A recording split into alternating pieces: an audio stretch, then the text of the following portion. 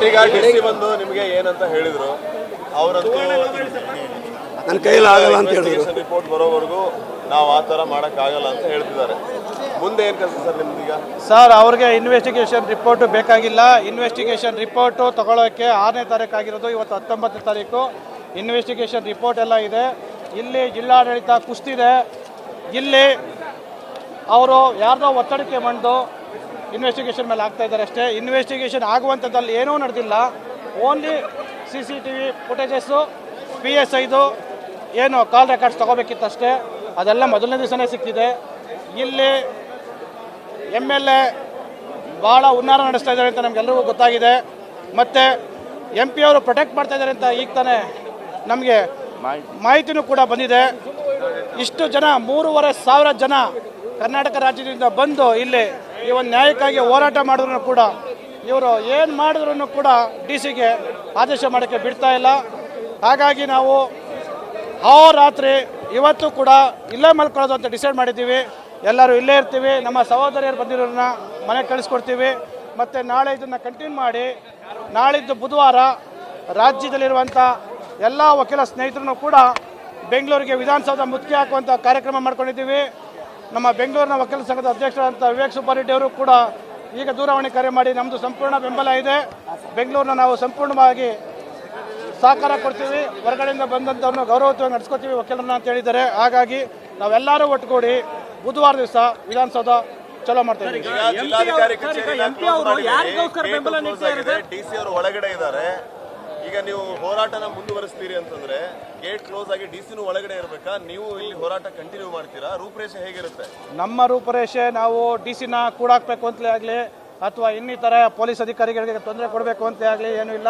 ನಮಗೆ ಯಾರು ದುರ್ನಡತೆಯಿಂದ ತಪ್ಪು ಕೆಲಸ ಮಾಡಿದ್ದ ಅವನಿಗೆ ಶಿಕ್ಷೆ ಕೊಡಬೇಕು ಅಂತ ಕೇಳಿದ್ವಿ. ಶಿಕ್ಷೆ ಅಂದರೆ ಗಲ್ಲಿಗೇರಿಸು ಅಂತ ಹೇಳಿಲ್ಲ, ಜಸ್ಟ್ ಅವ್ರನ್ನ ಒಂದು ಸಸ್ಪೆಂಡ್ ಮಾಡಿ ಪೆಂಡಿಂಗ್ ಎನ್ಕ್ವೈರಿ ಮಾಡಿ ಅಂತ ಕೇಳಿದ್ವಿ. ಇಷ್ಟೊಂದು ಜನ ಹೋರಾಟ ಮಾಡ್ತಾ ಇದ್ದಾರೆ ಅಂತಂದರೆ ನ್ಯಾಯ ಇದೆ ಅಂತೇಳಿ ಹೋರಾಟ ಮಾಡ್ತಾ ಇರೋದು.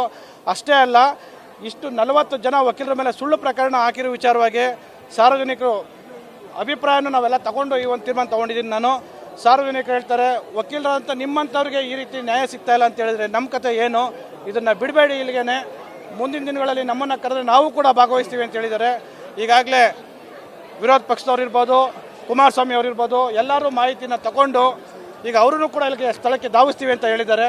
ಬರಲಿ, ನಾವು ಇಷ್ಟು ದಿವಸ ನಾವು ರಾಜಕೀಯವನ್ನು ಬೆರೆಸಿಲ್ಲ. ಇಲ್ಲಿ ನಾವೆಲ್ಲರೂ ಒಂದೇ ಕುಟುಂಬ, ಒಂದೇ ವಕೀಲರ ಕುಟುಂಬ ಅಂತ ನಾವು ಭಾವಿಸಿದ್ದು. ಇನ್ನು ಮುಂದೆ ಇವರ ದುಂಡಾವರ್ತಿ ಜಾಸ್ತಿ ಆಗಿದೆ ಜಿಲ್ಲಾಡಳಿತದ್ದು. ಹಾಗಾಗಿ ನಮಗೆ ಸಾರ್ವಜನಿಕರು ಇರ್ಬೋದು, ಸಂಘ ಸಂಸ್ಥೆಗಳಿರ್ಬೋದು, ಯಾರು ಸಹಾಯಕ್ಕೆ ಬರ್ತಾರೆ ಅವ್ರ ಸಹಾಯನ ನಾವು ಪಡ್ಕೊಂಡು ನಮ್ಮ ನ್ಯಾಯಯುತವಾದ ಹೋರಾಟವನ್ನು ಮಾಡ್ತೀವಿ ಅಂತ ಹೇಳಿ. PSI ತನ್ವೀರ್. ಆ PSI ತನ್ವೀರ್ ಯಾರು ಅಂತಂದರೆ ಸೋಕಾಲ್ಡ್ MLA ಇದ್ದಾರಲ್ಲ ಇಲ್ಲಿ, ಇಕ್ಬಾಲ್ ಅವರ ಭಾಳ ಬಲಗೈ ಬಂಟ ಅಂತೇಳಿ ನಮಗೆ ಮನವರಿಕೆ ಆಗಿದೆ. ಅವರನ್ನು ನನ್ನ ಗೌರವ ಹಾಳಾಗುತ್ತೆ ಅಂತೇಳಿ ಅವ್ರನ್ನ ಸೇಫ್ ಮಾಡ್ತಾ ಇದ್ದಾರೆ. ಮಾಡ್ಕೊಳ್ಳಿ, ನಮಗೆ ಕಾನೂನುಬದ್ಧವಾಗಿ ನಾವು ಹೋರಾಟವನ್ನು ಮುಂದುವರಿಸ್ತೇವೆ ನಾವು. ಸರ್, ಈಗ ಸಾರ್ವಜನಿಕ ಅಭಿಪ್ರಾಯ ಅನ್ನೋ ವಿಚಾರ ನೀವು ಪ್ರಸ್ತಾಪ ಮಾಡಿದ್ರಿ. ನೀವು ಹೇಳ್ತಾ ಇರೋದು ಲೀಗಲ್ ಪ್ರೊಸೀಜರ್, ಈ ಕಡೆ DC ಅವರು ಹೇಳ್ತಾ ಇರೋದು ಆಸ್ ಪರ್ ಲೀಗಲ್ ಪ್ರೊಸೀಜರ್ ಅಂತ. ಸಾರ್ವಜನಿಕರು ಇದನ್ನು ಯಾವ ರೀತಿ ಅರ್ಥ ಮಾಡ್ಕೋಬೇಕು? ಏನ್ ಲೀಗಲ್ ಪ್ರೊಸೀಜರ್ ಅಂದ್ರೆ? ಸರ್, ಲೀಗಲ್ ಪ್ರೊಸೀಜರ್ ಅಂತೇಳಿ ಅಲ್ಲ, ಇದು ಕೊಡ್ತಾ ಇರೋದು ಅದೇ ಕಾರಣನೇ. ಲೀಗಲ್ ಪ್ರೊಸೀಜರ್ ಪ್ರಕಾರ ನೀವು ಕ್ರಮ ತಗೋಬೇಕು ನೀವು ಹೇಳ್ತಾ ಇದ್ದೀರಿ. ಅದೇ ಲೀಗಲ್ ಪ್ರೊಸೀಜರ್ ಪ್ರಕಾರ ನಾವು ಆ ತರ ಮಾಡಕ್ಕಾಗಲ್ಲ ಅಂತ ಅವರು ಹೇಳ್ತಿದ್ದಾರೆ.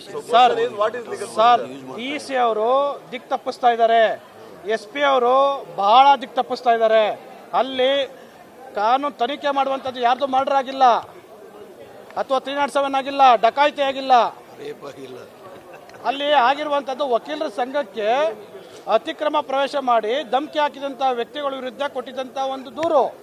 ತನಿಖೆ ಮಾಡೋಕ್ಕೇನಿದೆ? CCTV ಫುಟೇಜ್ ಅವತ್ತೇ ತಗೊಂಡೋಗಿದ್ದಾರೆ ಅವರು. ಮತ್ತೆ ಅಲ್ಲಿ ವಕೀಲರುಗಳದ್ದು ಹೇಳಿಕೆ ಅವತ್ತೇ ತಗೊಂಡೋಗಿದ್ದಾರೆ. ಇದು ರಾಜಕೀಯದ ಒತ್ತಡಕ್ಕೆ ಮಣಿದು ಅವರು ಪಾಪ ಸುಳ್ಳು ಹೇಳ್ತಾ ಇದ್ದಾರೆ. ಯಾರು ಜಿಲ್ಲಾಡಳಿತ? ಈಗ ಯಾರು ಜಿಲ್ಲಾಡಳಿತದಲ್ಲಿ ರಾಜಕೀಯದವ್ರು ಯಾರು ಅಂದ್ರೆ ಇಲ್ಲಿ ಶಾಸಕರು, ಇಲ್ಲಿ MP ಅವರು, ಮತ್ತೆ ಇಲ್ಲಿ DCM ಅವರ ಒತ್ತಡದ ಮೇರೆಗೆ ಇವರು ಏನು ಮಾಡಿದ್ರು ಅವ್ರು ಬಿಟ್ಕೊಡ್ತಾ ಇಲ್ಲ. ಮೊದಲನೇ ದಿವಸನೇ ಇದಕ್ಕೆ ನಮಗೆ ವಿಧಾನಸೌಧದಲ್ಲಿ ಕರೆದಿದ್ರು.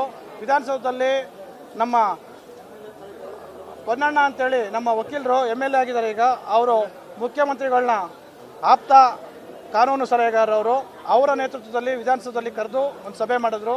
ಆ ಸಭೆಯಲ್ಲಿ ADGP ಬಂದಿದ್ದರು, ಶರತ್ ಚಂದ್ರ, IG ರವಿಕಾಂತೇಗೌಡ ಬಂದಿದ್ದರು, ಮತ್ತು SP ಅವ್ರು ಬಂದಿದ್ದರು. ಅವತ್ತೇ ಇದು ತೀರ್ಮಾನ ಆಗಿತ್ತು. ಮೇಲ್ನೋಟಕ್ಕೆ ನಾವು ಎಲ್ಲವನ್ನು ವಿವರಣೆ ಮಾಡಿದ ಸಂದರ್ಭದಲ್ಲಿ ಅವರಿಗೆ ಮನವರಿಕೆನೂ ಆಗಿತ್ತು. ಪೊನ್ನಣ್ಣವರು ಅಲ್ಲಿಗೆ ತೀರ್ಮಾನನೂ ಎಲ್ಲ ತೊಗೊಂಡಿದ್ದಾರೆ. ಇವತ್ತು ಆದೇಶ ಮಾಡ್ತಾರೆ ಅಂತ ಅನ್ನೋದು ಹೇಳಿದರು. ಕೊನೆಯದಾಗಿ ನಮಗೆ ಬಂದ ಮಾಹಿತಿ ಏನಂತಂದರೆ, ಮುಖ್ಯಮಂತ್ರಿ ಅವರ ಆಪ್ತ ಸಲಹೆಗಾರರು, ಕಾನೂನು ಸಲಹೆಗಾರರು ತೀರ್ಮಾನ ತಗೊಂಡ್ರೆ ತಪ್ಪಾಗತ್ತೆ. ಅಲ್ಲಿ DK ಬ್ರದರ್ಸ್ನ ಒಂದು ಮಾತು ಕೇಳಿ ಅದನ್ನು ಡಿಸಿಷನ್ ತಗೊಳ್ಳಿ ಅಂತ ಹೇಳಿದ್ರು ಅಂತ ಮಾಹಿತಿ ಬಂತು. ಆ DK ಬ್ರದರ್ಸ್ಗೆ ವಿಷಯ ಹೋದ್ಮೇಲೆ ಇದು 2 ದಿನ ಅಂತ ಹೇಳಿ ಇವತ್ತು 12ನೇ ದಿನ ಆಗಿದೆ. ಹಾಗೆ ತಳ್ತಾನೇ ಇದ್ದಾರೆ. ಸರ್, ನಮ್ಮ ಹೋರಾಟ ರಾಮನಗರದಲ್ಲಿ ನಾಳಿದ್ದು ವಿಧಾನಸೌಧ ಚಲೋವರೆಗೂ ರಾಮನಗರದಲ್ಲಿ ಇಲ್ಲೇ DC ಕಚೇರಿ ಮುಂದೆನೇ ಇರ್ತೀವಿ. ನಾಳಿದ್ದು ರಾಜ್ಯಾದ್ಯಂತ ವಕೀಲರುಗಳು ಬೆಂಗಳೂರು ಬರ್ತಾರೆ. ಇಲ್ಲಿಂದ ಅವರ ಒಂದು ಎಲ್ಲ ಸಹಕಾರದೊಂದಿಗೆ ವಿಧಾನಸೌಧವನ್ನು ಮುತ್ತಿಗೆ ಹಾಕ್ತಾ ಇದೀವಿ ಸರ್. ನಾಳೆನೂ ಮುಂದುವರಿತೆ ಸರ್. ಇಲ್ಲೇನೆ ಇವತ್ತು ರಾತ್ರಿ ಇಲ್ಲೇ ನಾನು ಸಹಿತ ಇಲ್ಲೇ ಮಲಗ್ತೀನಿ ಸರ್. ಪತ್ರಿಕಾ ಮಾಧ್ಯಮದವರು ತುಂಬಾ ಸಹಕಾರ ನೀಡಿದ್ದೀರಿ. ನಿಮ್ಗೆಲ್ಲರೂ ಕೂಡ ಧನ್ಯವಾದಗಳು. ಪತ್ರಿಕಾ ಮಾಧ್ಯಮದವರು DK ಬ್ರದರ್ಸ್ ವಿಚಾರ ಪ್ರಸ್ತಾಪ ಮಾಡಿದ್ರಿ, ನೀವು ಅವರ ಹೆಸರು ತಗೊಂಡ್ರಿ. DCM ಮತ್ತೆ MP ಅವರೆಲ್ಲ ಪೊಲಿಟಿಕಲ್ ಪ್ರೆಷರ್ ಮಾಡ್ತಿದ್ದಾರೆ. ಏನ್ ರಾಜಕೀಯ ಒತ್ತಡ ಹಾಕಿದ್ದಾರೆ, ಏನಂತ ರಾಜಕೀಯ ಸರ್? ಅದು ನಮಗೆ ಬಂದಿರುವಂತದ್ದು ಇದೇ DC ಕಚೇರಿಯಿಂದ, ಇಲ್ಲಿಂದನೇ ಬಂದಿರುವಂತ ERC ಎವಿಡೆನ್ಸ್ ಅದು. ಆಯ್ತಾ? ಎಲ್ಲ ಇಷ್ಟೆಲ್ಲ ಆಗಿದ್ರು ಕೂಡ ತನಿಖೆ ಅಂತ ಈಗ ಹೇಳಿದ್ರಲ್ಲ, ತಮ್ಮ ಮುಂದೆ ಹೇಳಿದ್ರಲ್ಲ DC ಅವರು, ತನಿಖೆ ಮಾಡಕ್ಕೆ ಏನಿದೆ ಅಲ್ಲಿ? ಅದೇ ಸರ್, ರಾಜಕೀಯ ಒತ್ತಡ ಅಂದ್ರೆ ಏನು ಒತ್ತಡ ಹಾಕ್ತಿದಾರೆ? ಏನು ಒತ್ತಡ ಅಂತ ಹೇಳಿದ್ರೆ, ಮುಂದೆ MP ಎಲೆಕ್ಷನ್ ಬರುತ್ತೆ, ನಮಗೆ ತೊಂದರೆ ಆಗುತ್ತೆ ಅಂತ sir. PSI Tanveer, ಇಲ್ಲಿರುವಂತ Iqbal ಇದರಲ್ಲ MLA, ಅವರ ಬಲಗೈ ಬಂಟ, ಅವರು ನನ್ನ ಮರ್ಯಾದೆ ಹೋಗುತ್ತೆ, ಆತನ ಸಸ್ಪೆಂಡ್ ಮಾಡಿದ್ರೆ ಅಂತ ಹೇಳಿ MP ಅವ್ರನ್ನ ರಿಕ್ವೆಸ್ಟ್ ಮಾಡ್ಕೊಂಡಿದ್ದಾರೆ. MP ಅವರು DC ಅವರಿಗೆ 2 ದಿವಸ ಅಂತೇಳಿ ಮುಂದೂಡಿ ಇದನ್ನ ಮಾಡಬೇಡಿ ಅಂತ ಹೇಳಿದ್ದಾರೆ. ಮತ್ತೆ MP ಚುನಾವಣೆ ಬರ್ತಾ ಇದೆ, ನಮಗೆ ಅನಾನುಕೂಲ ಆಗುತ್ತೆ, ಬೇಡ ಅಂತ ಹೇಳಿದರೆ ಅನ್ನುವಂಥದ್ದು ನಮಗೆ ಇಲ್ಲಿಂದನೇ ಬಂದಿರುವಂಥ ರವಾನೆ. ನಮಗೂ ಕೆಲವೊಂದು ಮಾಹಿತಿಗಳು ಬರ್ತಾ ಇದೆ. ಸರ್, ಬಹಳ ಡಿಲೇ ಆಯ್ತು ಅಂತ ಅನಿಸ್ತಾ ಇದೆ. ಬಹಳ ಡಿಲೇ ಅಲ್ಲ ಸರ್, ಇದು ಸರ್ವಾಧಿಕಾರ. ಇದು ರಾಮನಗರ ಹೆಂಗಾಗಿದೆ ಅಂದ್ರೆ ದೂಂಡಾವರ್ತಿ ಸರ್ವಾಧಿಕಾರ ಆಗಿದೆ. ಕೇಳಿದ್ವಿ ನಾವು ಈ ತರ ಮಾಡ್ತಾರೆ ಅಂತ. ಇವತ್ತು ರಾಜ್ಯದಿಂದ ಬಂದಿರುವಂತ ಎಲ್ಲರೂ ಕೂಡ ರಾಮನಗರನ ಕಣ್ಣಾರ ನೋಡಿದ್ರು. ಇದು ಒಳ್ಳೇದಲ್ಲ, ಇದು ಒಳ್ಳೆ ಬೆಳವಣಿಗೆ ಅಲ್ಲ.